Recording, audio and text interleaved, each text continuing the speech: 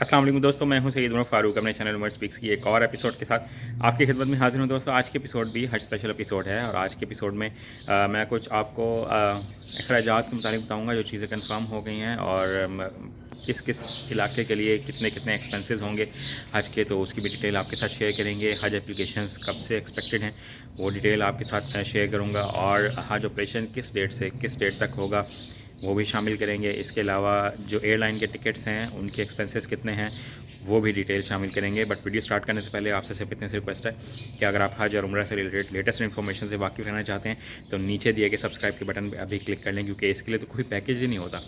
जी तो दोस्तों, सबसे पहले अल्लाह से दुआ है कि आपका आज का दिन बहुत अच्छा माशाल्लाह गुजरा हो और आने वाले दिन भी इस साल के माशाल्लाह बहुत अच्छे गुजरे हैं। और जो लोग हज की दिल में तड़प रखते हैं, अल्लाह ताला उन सब के लिए आसानी पैदा फरमाए और उनको इस साल हज ज़रूर फरमाए। जी तो दोस्तों, बात कर लेते हैं कि जो कैबिनेट है, जो हमारे वफाकी वज़ीर ख़ज़ाना भी उसमें शामिल हैं, तो उनके पास जो समरी गई थी वो अप्रूव कर दी है उन्होंने कल। और उसके मुताबिक जो हज के जो एक्सपेंसेस हैं पाकिस्तान के लिए वो जो हमारे शुमारी इलाका जात हैं उनके लिए 11,75,000 होने की तवक्का है। तकरीबन ये फ़ाइनल ही है, समझ लें, बस ऐलान होना बाकी है।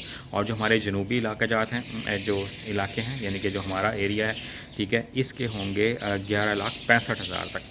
और ये तकरीबन चीज़ फ़ाइनल हो गई है, अप्रूवल हो गई है, अब जस्ट इसका अनाउंस होना है। इसके अलावा अगर हम बात करें कि जनाब जो एक्सपेक्टेड डेट क्या है कि हज एप्लीकेशंस की, तो वो हमारे जो वफाकी मजहबी अमूर हैं जनाब मुफ्ती अब्दुल शकूर साहब, वो पहले ही ऐलान फरमा चुके हैं कि 13 मार्च से एक्सपेक्टेड है, तो वो भी अप्रूवल आ जाएगी कैबिनेट से, तो वो भी ऐलान कर दिया जाएगा।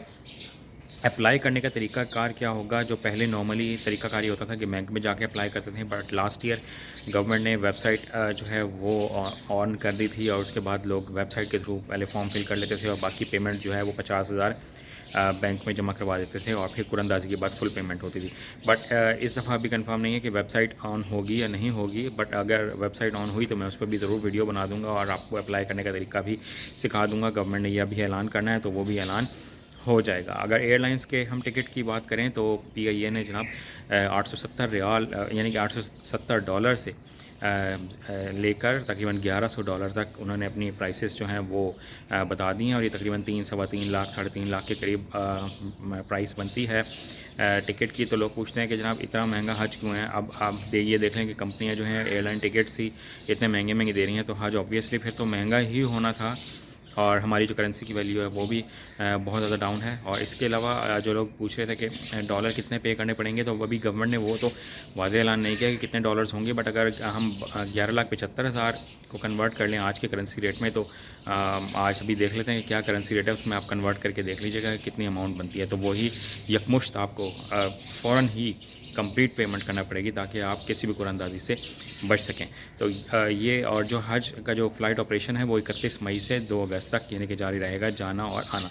ये कंप्लीट इन्फॉर्मेशन थी जो मैंने सोचा मैं आपके साथ शेयर कर दूं। अगर कोई क्वेश्चन हो तो आप कमेंट सेक्शन में पूछ सकते हैं। अगर मुझे इस बारे में इन्फॉर्मेशन होगी तो मैं आपको ज़रूर शेयर कर दूँगा। चैनल पर गए हैं तो चैनल को सब्सक्राइब कर लीजिएगा। अपने घर वालों का बहुत ज़्यादा ख्याल रखिएगा। अल्लाह हाफ़िज़।